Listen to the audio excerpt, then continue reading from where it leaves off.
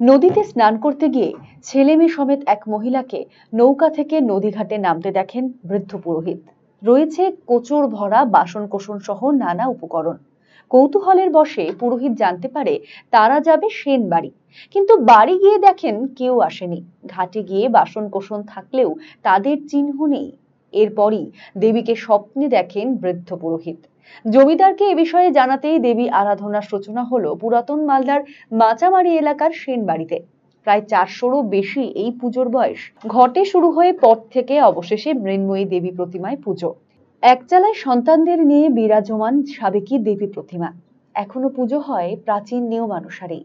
সপ্তমীতে শোভাযাত্রা সহকারে পালকিতে চাপিয়ে কলা বউকে স্নান করতে নিয়ে যাওয়া হয়। তবে এখানে নবমীতে বলিদান করা হয়। বর্তমানে এই পুজো পরিচালনা করে আসছে দাশগুপ্ত পরিবার। বৈবাহিক সম্পর্কের সূত্রেই প্রায় 200 বছর ধরে সেনবাড়ির পুজো নিয়ম নিষ্ঠা সহকারে করে আসছেন দাশগুপ্তদের পূর্বপুরুষেরা। এবারও পুজোকে ঘিরে জোরদার প্রস্তুতিতে ব্যস্ত বাড়ির সকল সদস্য। বর্তমানে আনুমানিক 500-র কাছাকাছি পৌঁছে গেছে। যদি এটা কোনো লিখিত তোমাদের কাছে কিছু পাবেন না, তবে 500-400-র উপরে আমরা ঐতিহাসিক নিদর্শন পাই। তা বাদে এই পুজোর অনেক ব্যাখ্যা আছে।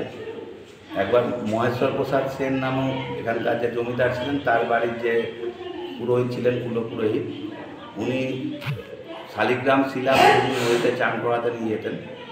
একদিন চান করাতে নিয়ে গিয়ে দেখলেন যে নদীতে এক ভদ্রমহিলা তার দুটো মেয়ে, 2 ছেলেকে নিয়ে নৌকো থেকে নামছে। ওই শালিগ্রাম শিলা পূজা করে নদীতে চান করিয়ে বাড়িতে নিয়ে এসছে। তো জিজ্ঞেস করছে যে কেউ আসেনি বাড়িতে? বলে না, এখনও তো কেউ আসেনি। তখন ওকে বলেছে যে এরকম একজন ভদ্রমহিলা 2 বাচ্চা, 2 মেয়ে, 2 ছেলেকে নিয়ে আপনার বাড়ি খোঁজ করছিল। তখন বলে তারপর রাত্রিবেলা স্বপ্ন দেয় যে আমি তোদের বাড়িতে এসেছি এবং আমার কিছু খাটে আমি কিছু জিনিসপত্র রেখে এসেছি, ওইগুলো তোরা নিয়ে এসে আমাকে এখানে প্রতিষ্ঠা করে।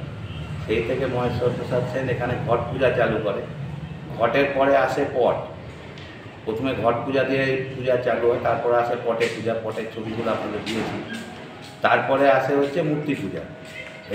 এবং সেটা আমার এই সময় কোনো এক মেয়ের হাত ধরে এই সেনগুপ্ত পরিবার থেকে দাশগুপ্ত পরিবারে আমাদের পূজাটা চলে আসে।